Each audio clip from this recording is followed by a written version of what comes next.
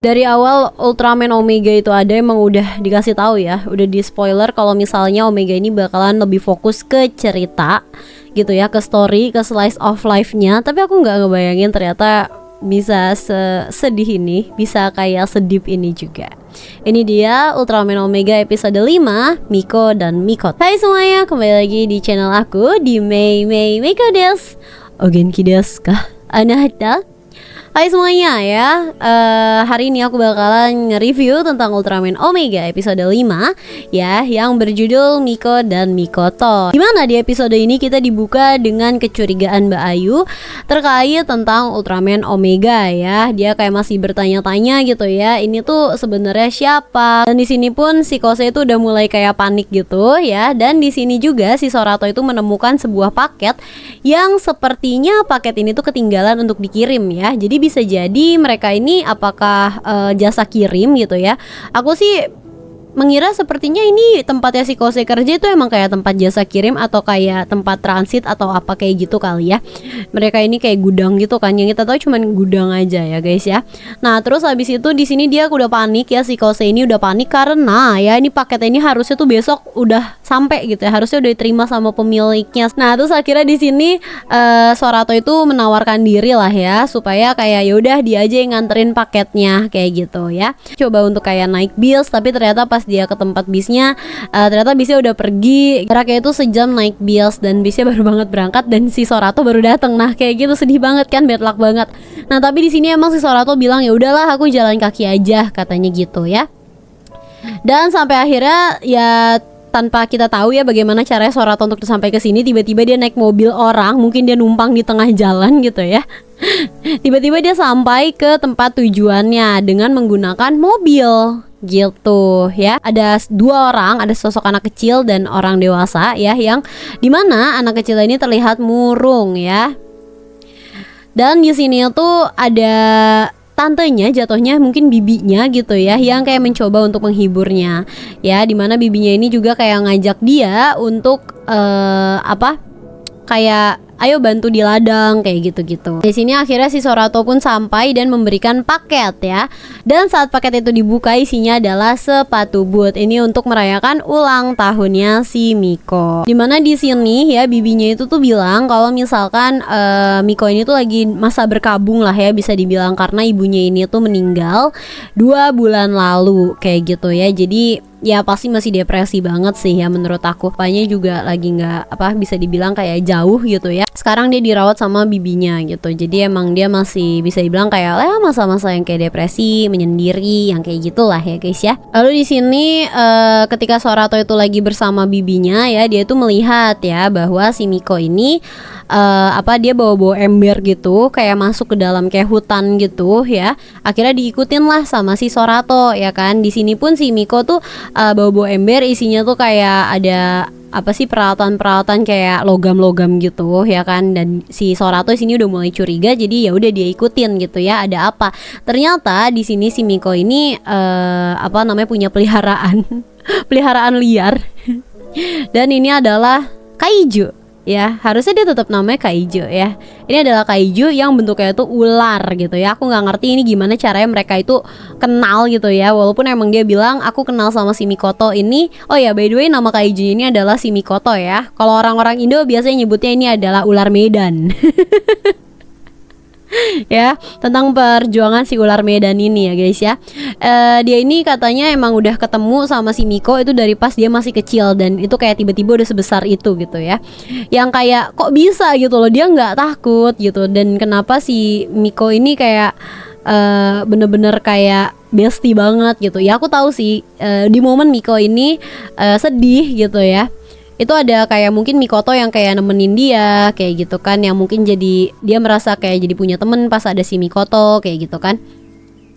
Cuman ada sisi negatifnya gitu guys ya. Jadi walaupun di sini Miko itu emang seneng, happy gitu ya merawat si Mikoto, dan dia juga ngasih makan Mikoto kayak logam-logam, karena emang si Mikoto ini unik banget karena dia itu makannya logam gitu ya. Makannya tuh logam-logam, agak mahal ya bun. Ini kalau kasih makan tiap hari boncos juga gitu ya, ngasih makan si Mikoto ya.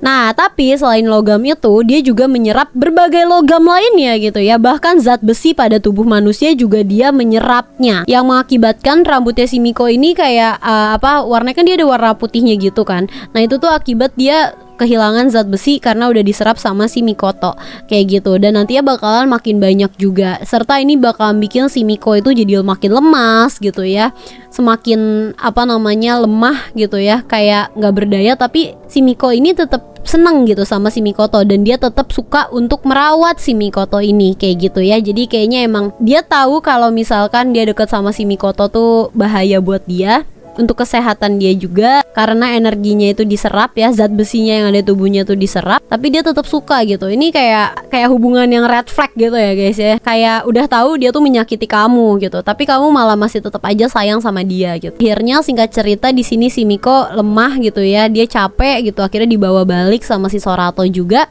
Terus Sorato akhirnya nanya juga ya ke si Kosei gitu ya, kayak tentang kaiju ini kayak gimana gitu kan, yang bisa dibilang mungkin nama si Kosei pun dibilang kayak harus waspada gitu, karena dia tetap kaiju gitu kan. Dan ini ditambah si Miko ini kondisinya tuh makin lama makin menurun, makin parah, makin sakit gitu ya, karena ternyata pas dicek zat besinya menurun. Berarti kan emang si Mikoto ini nyerap zat besinya si Miko kan ya, cuman emang si Miko ini tetap sayang sama si Mikoto. Mungkin karena emang si Mikoto ini bisa dibilang pengisi hari-hari di kala waktu dia sedang hampa-hampanya dan berada di titik terendah. Jadi kayak mau dia red flag apapun gitu ya, tetap aja gitu loh, si Miko bakalan tetap sayang sama Mikoto, karena emang merasa mungkin nggak ada orang lain yang kayak bisa menemani dia. Bibinya pun dia bisa dibilang dia juga kayak panik gitu ya, dia juga sayang sama si Miko gitu ya. Dan akhirnya dia yang merawat juga si Miko gitu kan, maksudnya nggak ditelantarin gitu kan, emaknya udah nggak ada, bapaknya kagak pulang gitu kan, ya bibinya yang ngerawat gitu. Sampai akhirnya di sini keesokan harinya ya, Sorato tuh masih ngikutin si Miko untuk ketemu lagi sama si Mikoto. Dan di sini Sorato udah ngasih tahu,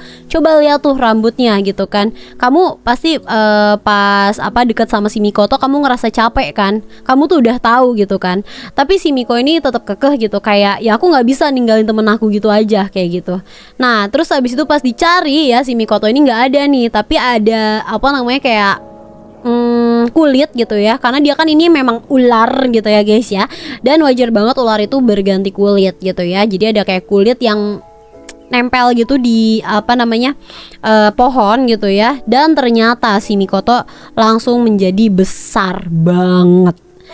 Bayangin ini beda sama malam doang loh, besar banget ya. Aku jadi mikir gitu, ini sebenarnya si Miko tuh ketemu sama si Mikoto dari kapan gitu. Ini selang sehari aja gedenya segitu woi. Dia temenan sama Mikoto tuh dari kapan gitu ya kan. Aku tahu aku tidak boleh memikir pakai logika kan ya kan. Tapi ya aku pengen bahas ini, nggak masalah kan. Ini review aku, ini subjektif aku. Jadi kayak kalau misal mau pikir-pikir mungkin ya, ini tuh kayak si Miko sebenarnya belum lama banget juga untuk kenal sama si Mikoto gitu ya. Mungkin karena awalnya dia ngeliat kayak lucu gitu, apalagi kan dia bilang udah kenal sama Mikoto dari sekecil ini gitu kan. Terus tiba-tiba udah sebesar ini, besoknya segini gitu loh ya. Walaupun dia juga shock ya pasti ya, ini tiba-tiba gede banget kayak naga jadinya gitu kan. Nah ini namanya itu adalah Ohebinushi ya, monster dewa ular ya. Dimana di sini si Miko juga sebenarnya nggak setakut itu gitu. Dia malah amazed melihat Mikoto itu kayak besar gitu ya. Apalagi dia sudah menganggap Mikoto ini memang temannya, dan si Miko pun itu juga sebenarnya baik ya ke si Mikoto gitu. Tapi pas dia ukuran ini sudah lebih besar ya, sebenarnya Mikoto ini jadi lebih membahayakan untuk si Miko. Apalagi si Mikoto ini tetap menyerap zat-zat besi yang ada di tubuhnya si Miko.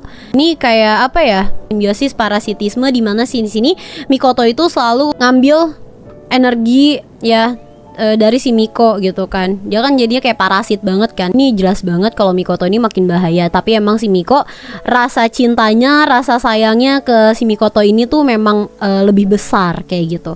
Dan di sini pun si Bibi juga melihat ya, ada si sosok ular ini ya, si Mikoto ini, dan energi dari si bibinya ini juga diserap gitu loh, energi zat besinya. Karena kan Mikoto juga sudah semakin besar ya guys ya, jadi butuh asupannya lebih besar juga tentunya kayak kayak gitu. Jadi dia menyerapnya tuh lebih banyak. Ini pas banget si Kosei itu datang ya, dan dia melihat sendiri Mikoto sebesar itu. Dia bingung banget, itu ada apaan gede banget gitu kan kaijunya gitu. Dan akhirnya di sini si Sorato akhirnya berubah lah ya menjadi Ultraman Omega. Tidak mungkin dong dia tidak berubah ya melihat kondisi seperti ini ya kan.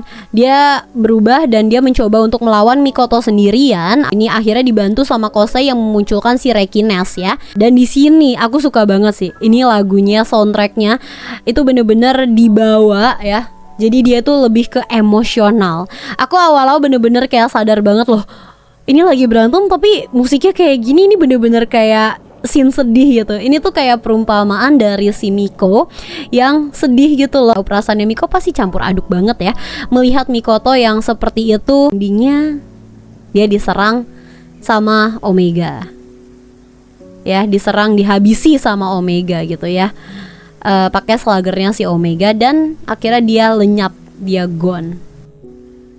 Ini bener-bener apa ya, bener-bener tentang musik ya. Musiknya ini bener-bener kayak membawa kita ke emosional ini gitu. Coba aja kalau musiknya dia tetap kayak di episode sebelum-sebelumnya yang kayak emang mungkin lagi pertarungan, jadi kayak musiknya tuh lebih serius gitu ya, itu pasti tidak akan terbawa emosional. Tapi ini bener-bener musiknya sangat ngebawa sih menurut aku ya. Apalagi aku baru sadar pas yang kayak dari Rekines muncul gitu ya, itu musiknya udah mulai sedih berubah gitu ya. Terus habis itu kita juga bisa melihat emosionalnya si Miko ya, karena temannya itu dihabisi gitu ya, dihabisi di depan matanya dia. Kasarnya ini si Mikoto ini yang udah dia rawat ya, udah jadi temennya si Miko, menemani Miko di masa-masa sulit, mungkin jadi pengisi hari-harinya Miko gitu ya, udah bener-bener dianggap sebagai teman satu-satunya. Tapi ternyata dihabisi gitu aja sama orang lain. Cuman memang ya di sini tuh dihabisinya itu untuk kepentingan dia sendiri juga. Dimana di sini pun kita juga bisa melihat bahwa Sorato pun itu kayak sedih gitu, dia bengong, kayak dia tuh tahu gitu loh kalau misalkan si Miko itu sedih karena Mikoto akhirnya menghilang, akhirnya tewas. Mikoto itu sadar itu adalah satu-satunya cara untuk melindungi Miko gitu ya, karena kan di sini Mikoto ini selalu kasarnya ngambil energinya si Miko gitu kan. Mungkin aja di sini Mikoto pun nggak mau menyakiti Miko lebih jauh lagi gitu kan. Kayak